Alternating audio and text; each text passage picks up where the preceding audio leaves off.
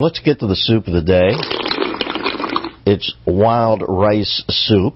This is rice soup that rides in an open convertible with a babushka on. Just tilting its head back and enjoying life. That does sound wild. It's brought to you by AMAC. AMAC, I hate wild rice, by the way. So what am I eating all the time? Like last night I had pad thai, chicken satay, that lemongrass soup that's so good with a little coconut in it and chicken. And then I got a little side of, what do I like, tame rice or the white rice? You're having the man's rice, the white rice. The man's rice. Now you're a man, now you're a man. You are now a man, you're a man. Now you're a man. Probably should have known right when we heard Matt and Trey writing that final song for Orgasmo that they would be great on Broadway. You know what I mean? You can hear it right there, how funny that is and how hooky it is. And good for them on Book of Mormon. Matt and Trey Parker arguably, and I guess that means you can still argue it, or is that inarguably means that the voting's closed down? Yeah, that's inarguably. Well, I can't quite go there, but very close to being able to pull out inarguably, arguably the greatest humorists of our generation. I mean, really, they boggle the mind. It's brought to you by AMAC. AMAC, the leading conservative alternative to the AARP. They're fighting for traditional American values, fiscal responsibility, restoring common sense to the government. Join the AMAC Army today at americasrising.com. AMAC, the Association of Mature American Citizens. Better for you, better for America. Here's Hollywood for you. I'm watching the Andromeda Strain last night that I've TiVo'd off of Turner Classic Movies sometime last week. Nice to have Robert Osborne back, by the way. And Michael Crichton's, I believe, his first big novel. Absolutely, it's written, it's unbelievable how smart Michael Crichton was 45 years ago. Even when all the technology and the computers in that looks antiquated, it almost looks like a game of Pong compared to what we have today. The storyline's so tight and terse and believable. And, God, he's missed. But anyway, in the introductory notes, Robert Osborne, who you know I adore, but he's talking about how Robert Wise, the director, who had previously done In the Sci-Fi Mode, Day the Earth Stood Still with Michael Rennie, a nice contribution. Robert Wise refused to hire young Crichton as the screenplay writer. He turned it over to another guy because he thought screenplay authors did not make good screenplay writers because they were too intractable in their creations. He said, for instance, one of the characters was changed from a man to a woman to lend more. The script has like 8 million eddies and flows in it. It is like an English muffin for delicious butter to lay in so many different areas. The least of it just reminded me of Hollywood creativity, that you have guys airdropping into something like the Andromeda Strain, which when you read the book, it must have been like, wow, this guy's so far ahead of the game, he'll eventually write Jurassic Park. But they jump in, and the screenplay writer comes in and says, I've taken one of the 4 main characters and made her a woman. Genius! But the guy they did use wrote the Casablanca TV series, so he must have been good. Did he really? Yeah, his name's Nelson Gidding. Right. Well, I'm getting with delight to find out that he wrote the Casablanca TV series, where he changed Rick to a he-she. It worked, though. You'd have to admit that it was a good choice. It's called Lacajo Rick. Peter Lorre would come and he'd say, hide these visa papers in your pants, your skirt. Your pants, your skirt. Your bra, your tux, your bra. We'll always have Fire Island.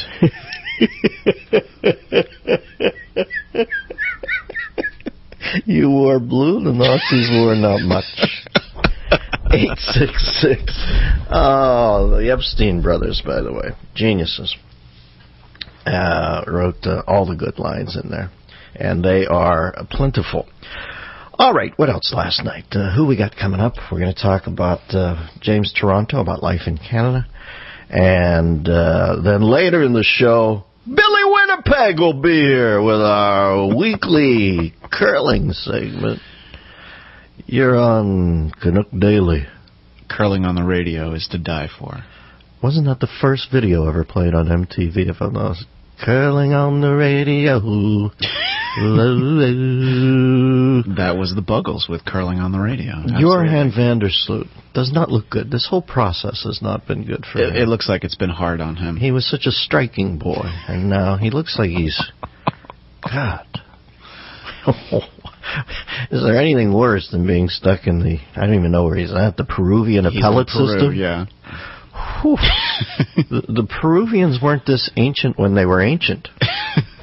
So that's got to be, Well, probably the only thing worse is having spent any time in a hotel room with Johan Vandersloot if you're a lady. Wow. Just saying. All of a sudden, that might have been worse. Helen Reddy on me. I am Christian. Hear me roar. Which reminds me, I'm in a over-the-line tournament in San Diego with the Calpos this weekend, if anybody wants to come down. I'm going to come down. I love me some Calpo. That's the only thing I can think of that takes a three-man team. Isn't there some weird hippie game in San Diego called Over the Line? I think there is. You can also break else into that has a three-man team? You could always go into a hacky sack tournament with the Kelpos. That's what they that would have worked college. Better. Yeah. All right, that would have worked better. But I didn't have that, and you're a genius. Reading a book called Emperors of Light last night. I finished the Alva Edison thing, which is well-tread ground for me. He's the first part of the book. And then they'll intermingle the three at the end. But the third part, Westinghouse, and the second part, Tesla, who's sort of the European Nikolai Tesla. What an odd bird. First off, he looks like Christian Bale. He's an exact double. And he's so phobic. He's a genius, but he's absolutely phobic. And it's fascinating to watch those two primal forces buttressed up against each other. Genius and complete fear, utter fear, to the point where everything has to be done in threes. He's deathly afraid of peaches. The fuzz just freaks him out. I mean, he can get bedridden off a peach. And by the way, I was in an improv troupe once called Bedridden Off a Peach. And it had to be at the same time as I'm flipping through last night, I see me with a chin and a mullet hosting the 13th annual Young Comedian Show. Did you see it? I didn't see it. I have seen it before, though. That's the one with Spade and Drake Sather. And Schneider, Drake Sather, Jan Karam. It was great. I forgot how good she did that night. Freddie Stoller, who goes on to write for Seinfeld. Warren Thomas, God rest him. I don't think he's with us anymore. Maybe I'm wrong, but I thought I heard he passed. Drake, I know, has passed. Spade and Schneider. Just these two little... I told them that they should get their friend Charlie Schlatter, who ended up playing the doctor with the clipboard walking next to Dick Van Dyke in that hospital show. He was like 5'2", too. These guys were like in Menage a Trois when they were 20. And, I said, you guys are so funny together. You got to do a show called Tiny Cops, where all the sets are built just a little bigger. Just a tiny bit bigger so you can't quite figure it out. But them pulling up to a crime scene, and just barely being able to see above the steering wheel and jumping out. And the whole show is done just as is, except it's a little off scale. So anyway, I was full of myself, I could see at that time. Kind of tough to watch. But there were a lot of conservative stuff bubbling to the surface. It's funny, I said I don't believe in abortion. It's funny to see people always say, when did you turn? Last week to make it back. Yeah, exactly. But Spade was 10 years old, I swear to God. Schneider was hysterical. And, of course, the world's coolest cutaway, Bowie, in the crowd. Oh, that's right. I remember that. Most people getting Joanne Worley cutaways. I had the Thin White Duke in the audience. But if you get a chance, I'm going to be like Paul Newman with Silver Chalice. Don't watch it. Because I'm just trying to be so freaking hip. Somebody must have told me my hair looked like Mel Gibson's hair on the Lethal Weapon poster, and I just thought I was the cat's meow. But I did have a chin. I think that was the last time I had a chin. Was there one chin or? I was sitting here like Burl Ives on the porch. Silver and gold, silver and gold. I actually tell a joke in there about Adam West with a distended belly.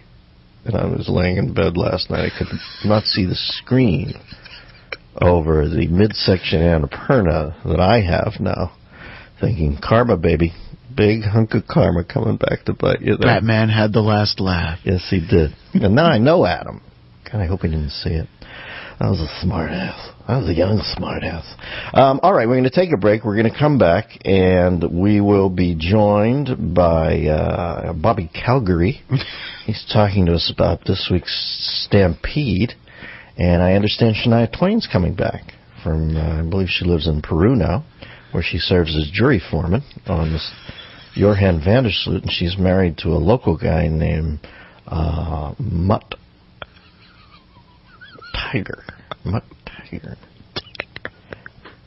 And what is that place where you go up and it's in the clouds, Pikachu? Isn't there a place in Peru where you can... Machu Picchu. Oh, I like Pikachu. Wouldn't that be a big goof? If somebody built something above the clouds and you hiked all day and you got up there and it was just that guy at a table from a trade show. No, not the actual guy, but just somebody hawking old Pikachu cards. And you'd trek for 6 hours and go, hey, I'm Bobby G. I'm from down in the valley. I get some Pikachu cards here. These are all bits reaching dead ends. I keep looking for one that might have a road out. Not there. Just going to fall on the seppuku. So that was the soup of the day. This is the Dennis Miller Show.